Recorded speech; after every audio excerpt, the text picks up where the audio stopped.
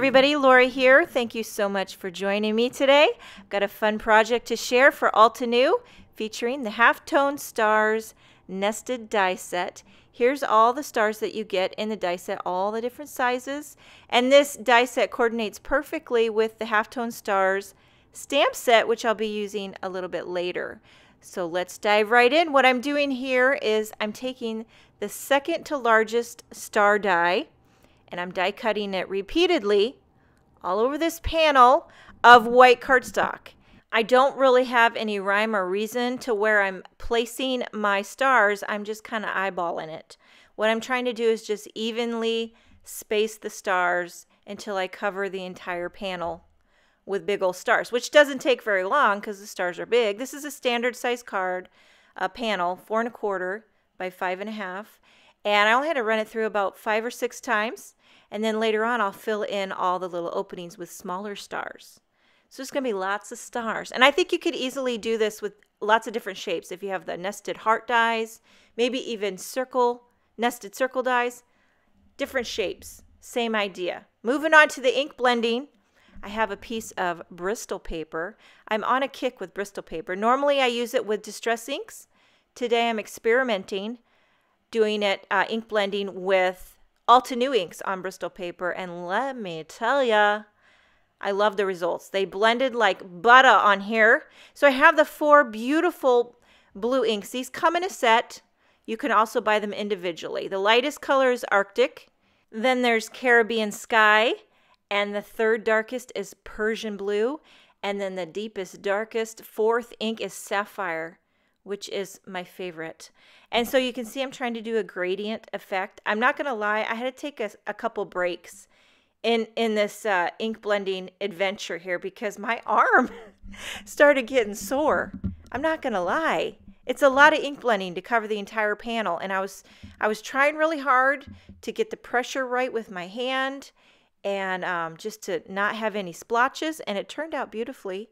And now I'm going to flick on some water. See, this is normally what I do if I use distress inks. Now I'm experimenting, seeing how the Altenew inks react, blended on Bristol paper and then flicked on the water.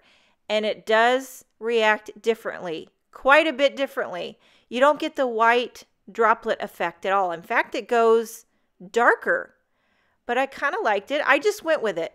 I mean, after the intense arm workout that I went through to get that beautiful blue gradient background, I was not about to start over. And I'm not afraid to start over because I say this all the time. Sometimes I got to do a card 2 to 3 times to get it right. But this time I just decided to embrace the dark splatters. I'm going to call it like a starry night sky. That's what I'm telling myself. Anyway, so now I'm die cutting some smaller stars, and my ink blend them with yellow Altenew inks. The lighter color is Citrus Burst, and the darker shade is Honey Drizzle. I love that name, Honey Drizzle, and these inks do blend like butter. Speaking of butter, my daughter asked me tonight to make her an individual cookie in a ramekin. Never done it before, but I looked up on Pinterest, and it was super duper easy. The weird thing about it was you just add, you melt a couple tablespoons of butter, you add a tablespoon of sugar, brown sugar, vanilla, flour, baking powder, some chocolate chips, mix it together, put it in a ramekin, and then you microwave it, which I thought, I don't know if this is going to work because the texture of it didn't look like a baked cookie. But then, of course, you put a big whopping scoop of vanilla ice cream on it. And my daughter, the 16-year-old Alex, now she is not one to candy coat it. She'll tell you straight up if it was good or if it was horrible. So I just handed it to her and then I walked away. I backed away. I was not feeling very confident about the reaction I would get from her because I microwaved it instead of baked it.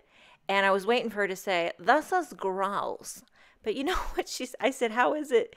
And she said, "It's pretty good." And I thought, well, success. Ba-boom. So that felt pretty good. I'm going to have to make one for myself sometime and see if I like it. Now, I die cut a few more teeny tiny stars out of glitter cardstock and popped those up. So we got 3 layers of stars. Lots of fantastic dimension. And now I am embossing a sentiment. This is from the Halftone Stars stamp set. I'm embossing this in white on a strip of black cardstock. I love how It has a lot, the Halftone Stars stamp set has a lot of star-themed sentiments, obviously, which pairs perfectly with the card I've got going here. I'm going to pop this up as well, and we're just about finished. Now I'm just going to adhere this panel onto a white card base, and bada boom, bada bing, we're done. Look at the fun color, vibrant.